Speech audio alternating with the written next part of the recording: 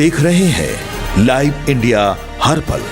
BJP mission Uttar Pradesh की तैयारी में अभी से लग चुकी है। मिशन 2027 को लेकर भाजपा कई रणनीतियों को एक साथ चुनावी धार देने में जुटी है। हारी और 10,000 से कम वोटों से जीती विधानसभा सीटों पर ऐसे प्रभारियों की नियुक्ति की जा रही है जिनके पास कांटे की टक्कर वाली सीटों पर चुनाव लड़ने या लड़ाने का अनुभव होगा। पार्टी ऐसी सीटों एवं विधानसभा प्रभारियों की सूची बनानी शुरू कर दी है। प्रदेश अध्यक्ष पंकज चौधरी और संगठन महामंत्री धर्मपाल सिंह ने पदाधिकारियों को होमवर्क भी दे दिया है। वहीं दूसरी ओर उत्तर प्रदेश के मुख्यमंत्री योगी आदित्यनाथ भी फुल ऑन एक्शन मोड में हैं।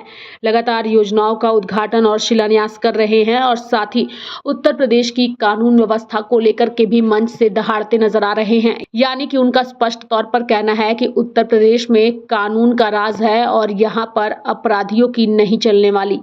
याद रखना, सुशासन तब आता है जब कानून का राज आता है और कानून के राज के लिए अपराध और अपराधियों के प्रति जीरो टॉलरेंस की नीति अत्यंत महत्वपूर्ण होती है, कारगर साबित होती है। जहां सुरक्षा होगी वहां सुशासन आएगा, जहां सुशासन आएगा वहां समृद्धि आएगी और जहां समृद्धि आएगी वहां विकास अपने आप दौड़ता हुआ दिखाई देगा।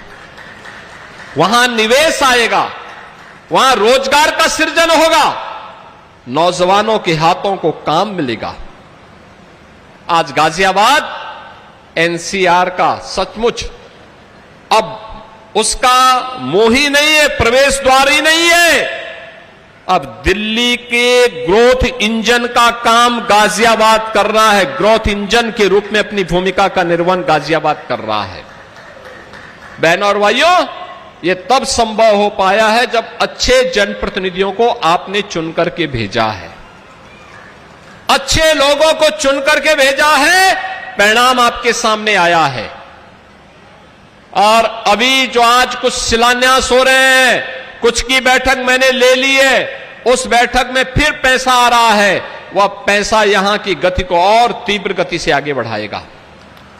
बहनों और भाइयों, विकास की योजनाओं के लिए कार्य योजना बनना, जनप्रतिनिधियों के प्रस्तावों को उसमें समाहित करना और फिर उन प्रस्तावों को द्रुत गति से आगे बढ़ा करके विकास में तब्दील कर देना, यह परिणाम देगा, यह रिजल्ट देगा।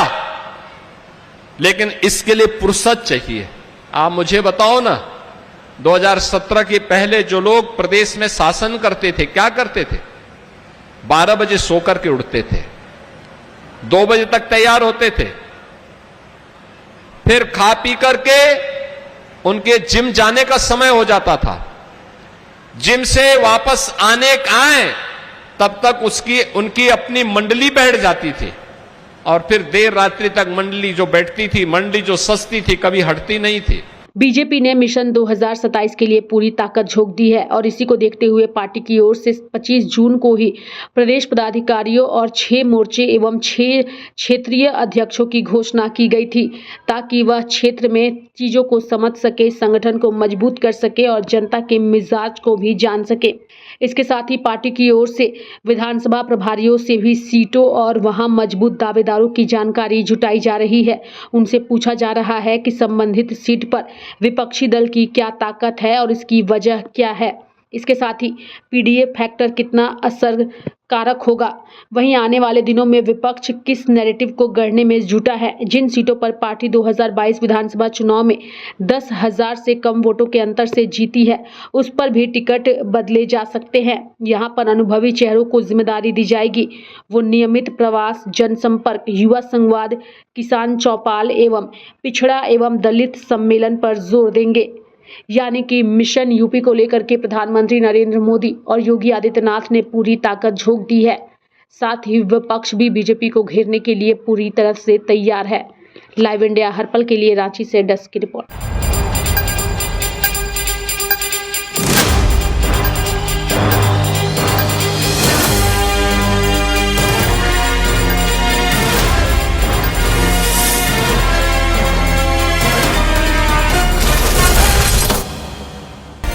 आप देख रहे हैं लाइव इंडिया हर पल।